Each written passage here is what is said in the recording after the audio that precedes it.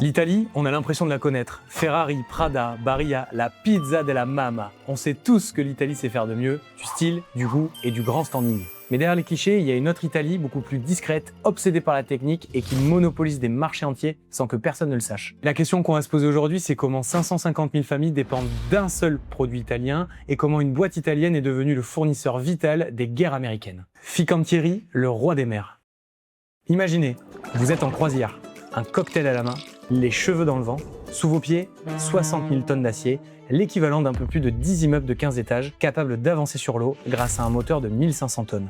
Quand vous êtes monté à bord, vous avez eu l'impression d'embarquer sur un Costa ou un MSC croisière. En réalité, il y a une chance sur deux que ce navire ait été construit dans une usine qui, quelques mois auparavant, construisait des navires de combat pour les États-Unis. Alors pourquoi l'US Navy, qui est la plus grande puissance militaire au monde, a-t-elle besoin de sous-traiter la construction de ces navires de combat à une entreprise italienne? Construire des bateaux de 300 mètres de long capables d'accueillir 5000 personnes, c'est pas du tout la même chose que de construire une frégate de combat. Leur point commun, le moteur zéro vibration, et je vais vous montrer concrètement à quoi ça correspond. D'habitude, dans l'industrie navale, un moteur de cette taille, c'est ça.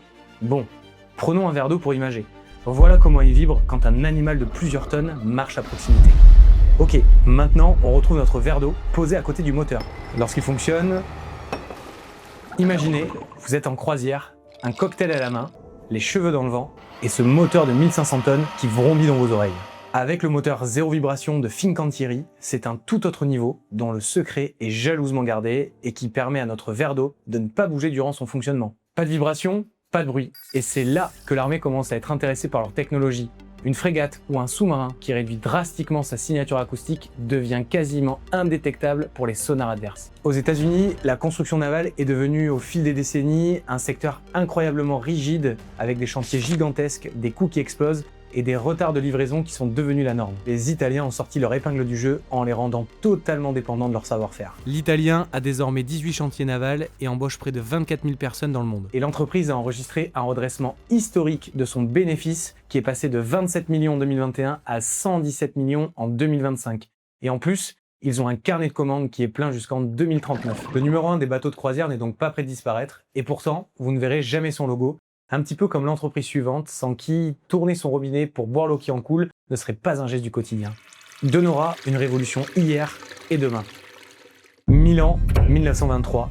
Orienzo De Nora, déjà visionnaire, brevette une cellule électrolytique utilisée à l'époque comme blanchissant. 1965, avec l'argent et l'expérience engendrée, ils inventent les fameuses DSA. Imaginez une grande station d'épuration.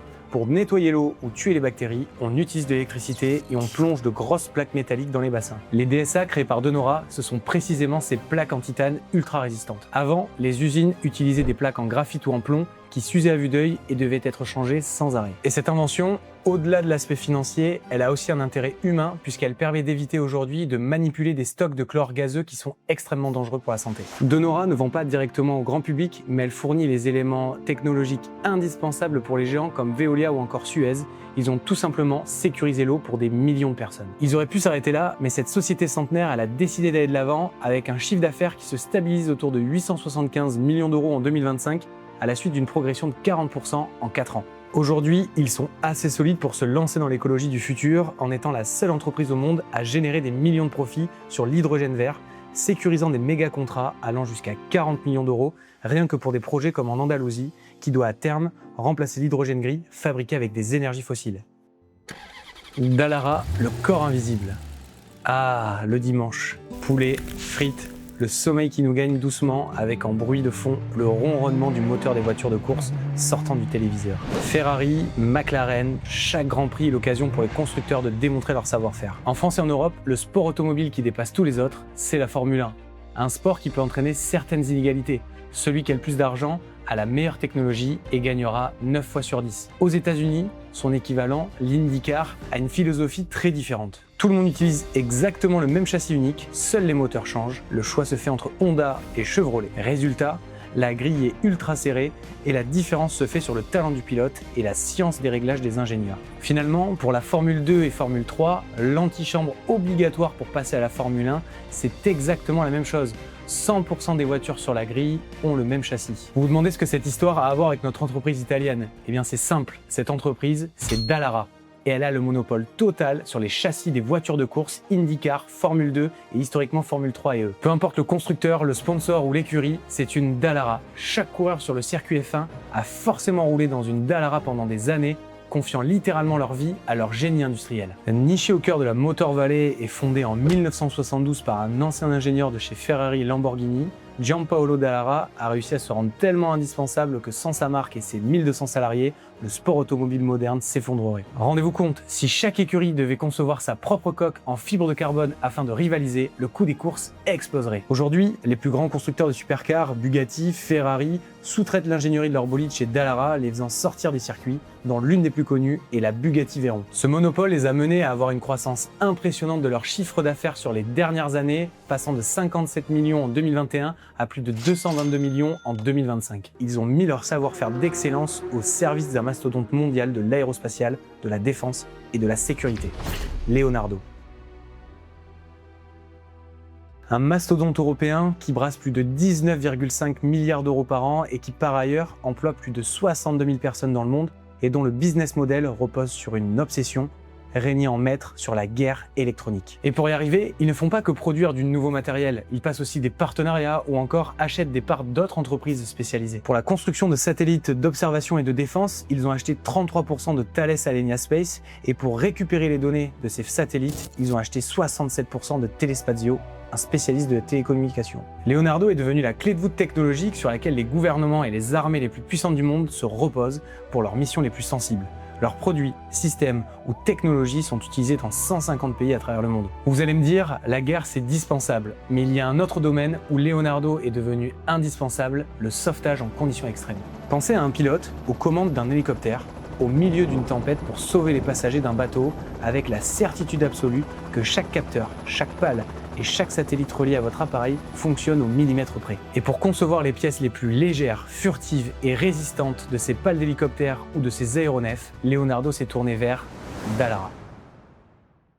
Ferrero, l'empire secret de la gourmandise. Un pot de Nutella, vendu toutes les 2,5 secondes dans 170 pays. Derrière lui, 36 usines géantes qui tournent à plein régime sur les 5 continents grâce à 50 000 salariés. Un empire qui brasse 19,3 milliards d'euros de chiffre d'affaires. Rendez-vous compte, c'est l'équivalent de l'entreprise Thales, juste en vendant des confiseries. Et c'est pas fini, Ferrero achète à lui seul l'équivalent d'un tiers de la production mondiale de noisettes, soit à peu près 715 000 tonnes, s'assurant ainsi d'un contrôle quasi absolu. C'est plus de 600 000 agriculteurs, dont 550 000 juste en Turquie, qui récoltent les noisettes servant à produire le fameux milliard de pots vendus tous les ans. 1 milliard de pots vendus par an, c'est littéralement le poids de l'Empire State Building. Si on les mettait en ligne, on ferait quasiment 2 fois le tour du monde. La force de Ferrero, c'est que l'entreprise n'a jamais été cotée en bourse. Eux sont 100% indépendants et familiaux. Et cette différence change absolument tout. 1946, Pietro Ferrero fonde l'entreprise familiale à Alba. La même année, face à la pénurie de cacao, après la Seconde Guerre mondiale, Pietro a l'idée de génie de couper le peu de cacao disponible avec une denrée locale très abondante, la noisette. Il crée alors la pasta gianduja. C'est l'ancêtre du Nutella. En 1951, l'entreprise industrialise le concept en transformant la pâte solide en une version plus crémeuse et plus facile à tartiner, baptisée la Super Crema.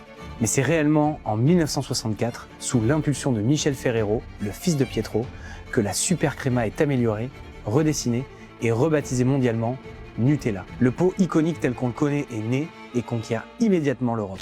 Suivra toute la gamme Kinder, Tic Tac, Ferrero Rocher et les rachats de Carambar, Michel et Augustin, Kellogg, Jelly Belly ou encore toute la section confiserie de Nestlé aux États-Unis. La marque a ainsi racheté plus d'une vingtaine de fabricants afin d'élargir sa gamme et ses revenus. Sans actionnaire sur le dos pour exiger des profits immédiats, Ferrero s'offre le temps de planifier ses futures acquisitions dans les prochaines décennies.